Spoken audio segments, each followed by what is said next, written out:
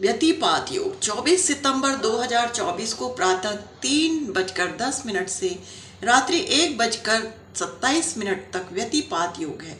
शिव पुराण के विद्याधर संहिता के अध्याय 10 में वर्णन आता है, व्यतिपात योग में किया हुआ जप तप प्राणायाम लाख गुना अधिक फलदायी हो जाता है।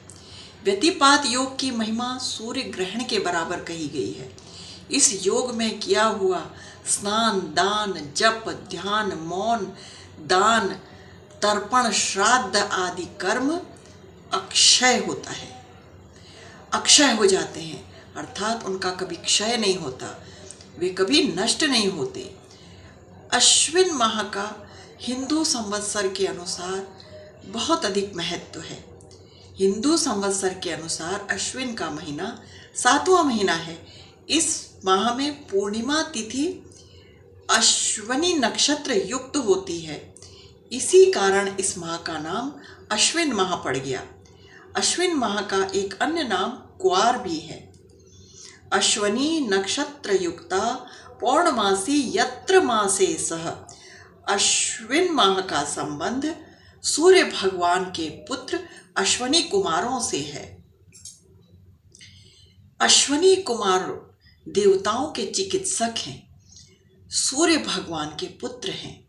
महाभारत अनुशासन पर्व अध्याय 106 के अनुसार अश्विन माह में धर्म के अनुसार जीवन व्यतीत करना अत्यधिक पुण्यशाली माना गया है। अश्विन के महीने में जो व्यक्ति एक बार भोजन करते हैं, जप तप दान पुण्य पितृतर्पण श्राद्ध आदि कर्म करते हैं, वह संपन्नता पूर्वक जीवन व्यतीत करते हुए पुत्र पौत्रों से युक्त सुखी जीवन जीते हैं।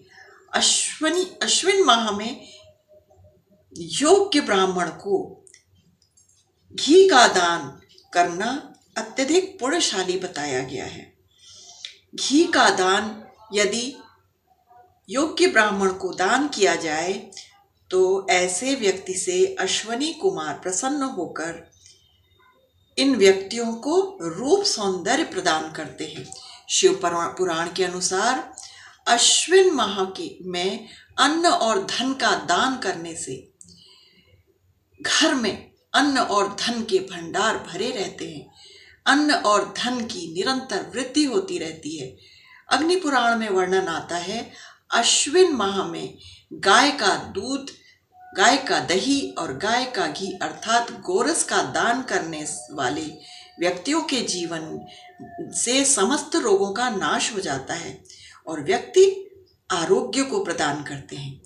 अश्विने कृष्ण पक्षे तु षष्ट्याम भौमे अथ रोहिणी व्यतिपातस्तथा षष्ठी कपिला अनंत पुण्यदा। अश्विने कृष्ण पक्षे तु षष्ट्याम भौमो अथ रोहिणी व्यतिपातस्तदा षष्ठी कपिला अनंत पुण्यदा।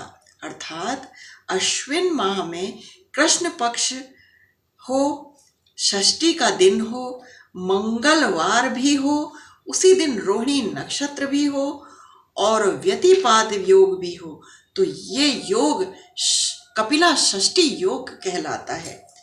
यह योग अनंत पुण्य देने वाला कपिला षष्ठी योग है, जो कि अत्यंत दुर्लभ योग माना गया है।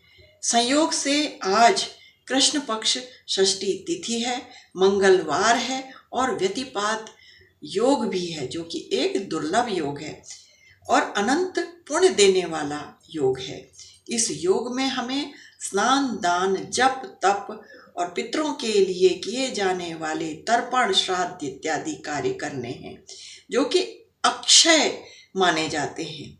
उनका कभी क्षय नहीं होता, वे कभी नष्ट नहीं होते, क्योंकि अश्विन कृष्ण पक्ष को पितृपक्ष महालय नाम से भी जाना जाता है।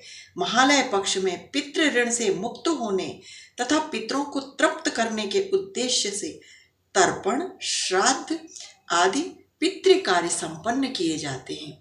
अतः हमें यथासंभव अपने पितरों के लिए तर्पण, श्राद्ध आदि पितृ कार्य अवश्य ही करने चाहिए। यथाशक्ति अधिक से अधिक दान, ब्राह्मणों को भोज देना, वेद पाठी ब्राह्मणों को, सात्विक जीवन जीने वाले ब्राह्मणों को दान करना चाहिए। शास्त्रों में वर्णन आता है कि श्राद्ध कर्ता एवं श्राद्ध संपन्न करवाने वाला ब्राह्मण दोनों ही खान पान में पवित्रता एवं ब्रह्मचर्य का पालन करने वाले होने चाहिए। दोनों को ही शुद्धता एवं सात्विकता एवं अक्रोध का ध्यान रखते हुए प्रसन्नता पूर्वक पितरों के कार्य संपन्न कराने चाहिए। निर्धन से निर्धन व्यक्ति को भी ऋण लेकर भी तर्पण, श्राद्ध आदि पितर कार्य करने चाहिए।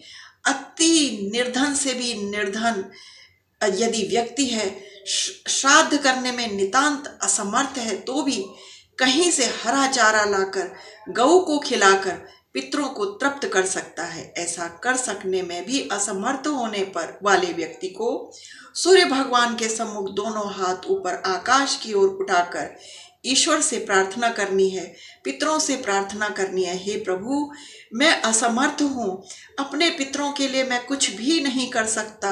मेरे पास श्राद्ध करने के लिए न तो धन है और न ही कोई सामग्री।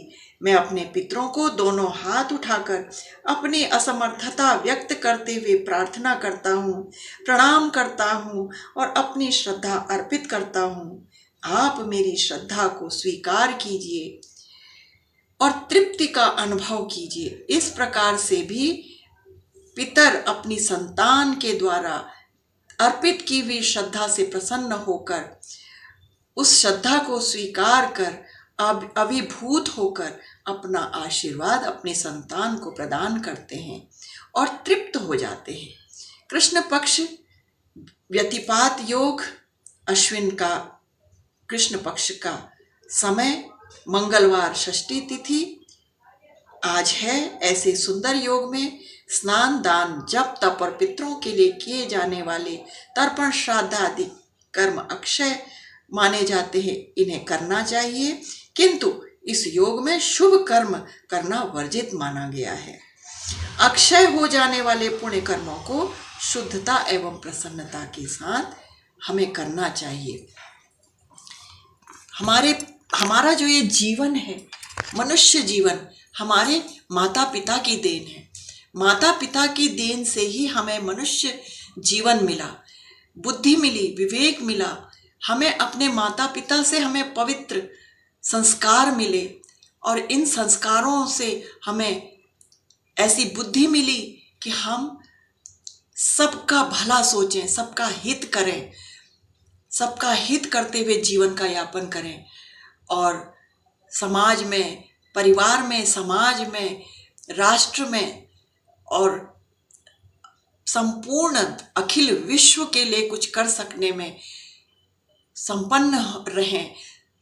ऐसे भावों को प्राप्त हमने किया तो अपने माता पिता के दिए हुए संस्कारों से ही किया और उन माता पिता का हमारे ऊपर जो ऋण है, उस ऋण से हम कभी ऋण नहीं हो सकते।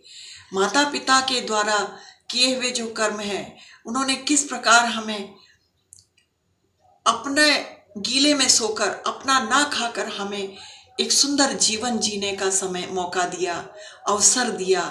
तो इसलिए हमें अपने पितरों के प्रति, अपने माता पिता के प्रति, अपने पूर्वजों के प्रति हमेशा एक श्रद्धा भक्ति भाव रखना चाहिए। उनके किए हुए हमारे लिए किए हुए उनके कार्यों से हम कभी उऋण नहीं हो सकते। हमें हमेशा अपने माता पिता का, पितरों का सम्मान करते हुए उनके प्रति श्रद्धा अर्पण करनी चाहिए। उनके दिए हुए, बताए हुए निर्देश के अनुसार हमें अपना जीवन यापन करना चाहिए। जिस प्रकार से उन्होंने हमें अच्छे संस्कार दिए हैं, उसी प्रकार हमें उन संस्कारों को आगे अपनी संतानों को देना चाहिए। इस प्रकार हमें श्राद्ध कर्म संपन्न करना चाहिए।